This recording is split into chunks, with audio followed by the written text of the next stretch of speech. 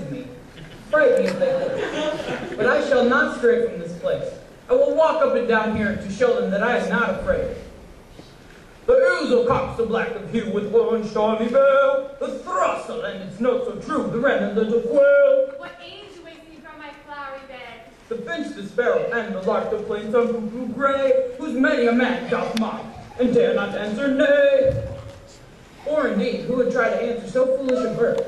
Who would try to give the bird the lie, even though the bird cried cuckoo never so? I pray thee, gentle mortal, sing again.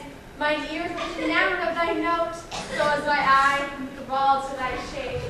And thy fair virtues perforce to say, to swear on the first glance that I love thee. Methinks, mistress, there's little reason for that. For truth, reason, and love keep little company together nowadays. The more the pity that some honest neighbors can't make them friends. Nay, I can colleague upon occasion. Thou art as wise as thou art beautiful.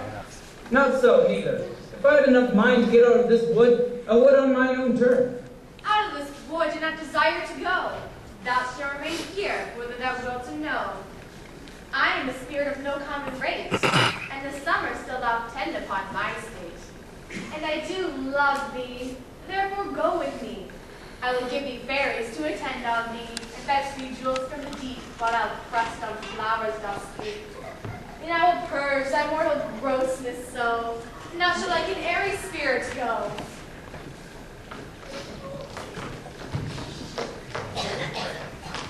Ready, and I. Where shall we go? Be kind and courteous to this gentleman, hop in his walks and play before his eyes, feed him with apricots and dewberries, with purple grapes, green figs, and mulberries. Do fan the moonbeams from his sleeping eyes, nod to the elves, and do him courtesies. Hail, mortal, hail. Hail, hail. I cry your worship's mercy heartily. I beseech your worship's name. Cobweb. But Mistress Cobweb, I shall desire you of more acquaintance. If I cut my finger, I shall make use of you. Your name, honest servant. Peas blossom. Pray me commend you to Master Peascod your father, and Mistress Squash your mother. I shall desire more acquaintance of you.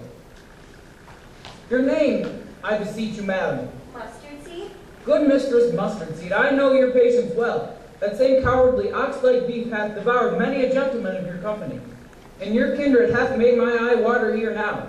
I shall desire more acquaintance of you. Come, lead him to my bower. Tie my lover's tongue, break him silently.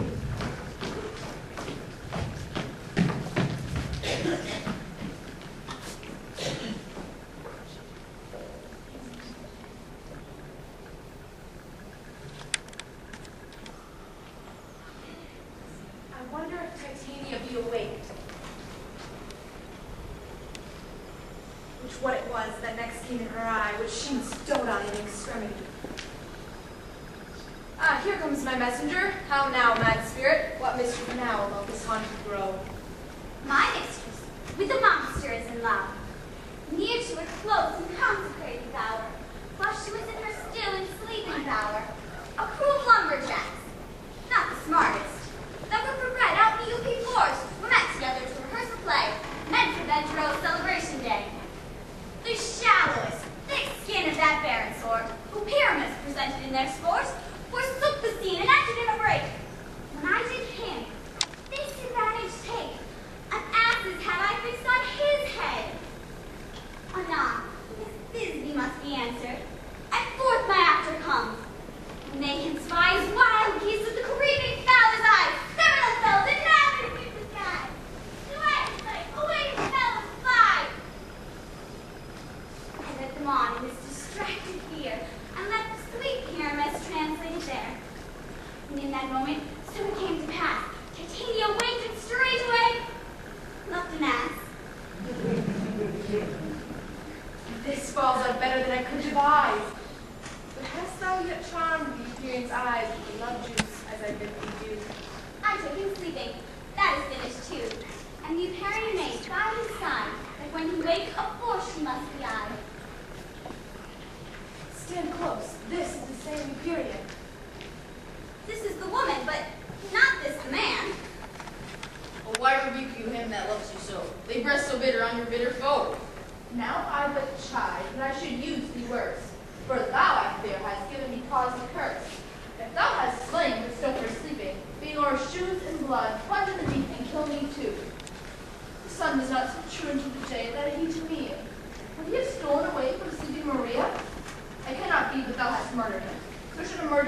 the depths of the rim.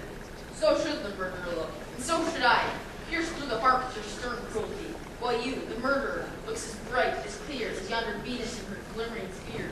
What's this to my Christopher? Where is he? Ah, good Marcellius, wilt thou give him me? I'd rather give his carcass to my hounds. Out, dog, out, cur. Thou drivest me past the bounds of maiden's patience. Hast thou slain him then? Henceforth he never numbered among men. And hast thou killed him sleeping? Oh, brave touch! Could not a snake, an adder do so much? An adder did it, for its doubler tongue than thine, thou serpent, never adder stung. You spend your passion on mistaken mood, for I am not guilty of Christopher's blood, nor is he dead for aught that I can tell. I pray thee, tell me then that he is well.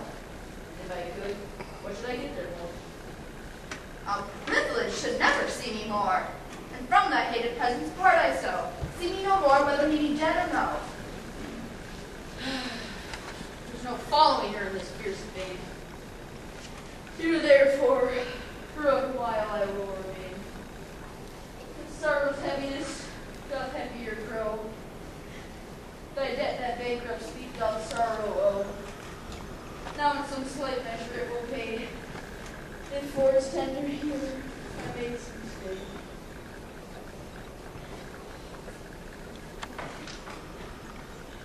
What hast thou done?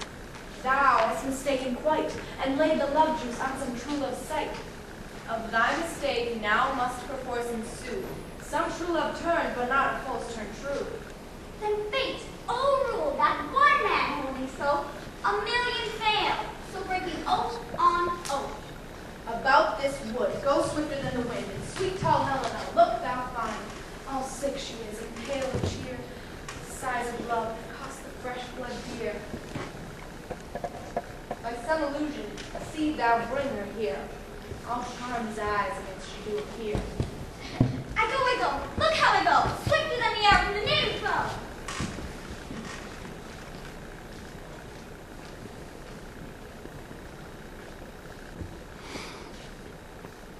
Flower of this purple dye, hit with Cupid's archery, sink in apple of his eye. When his love he doth espy, let her shine as gloriously as the Venus of the sky. And if thou wakest, when she be by, beg of her for remedy.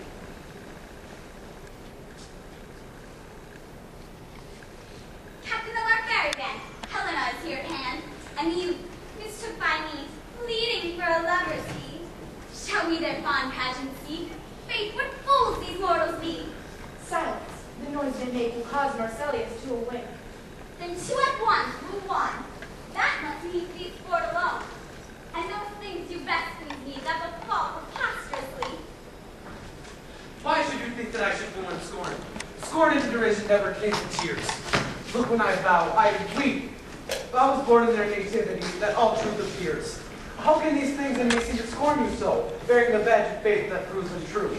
You do advance your cunning more and more. When truth kills truth, oh devilish holy fray. These vows are Maria's. Will you give her o'er? Weigh oath with oath, and you will nothing weigh.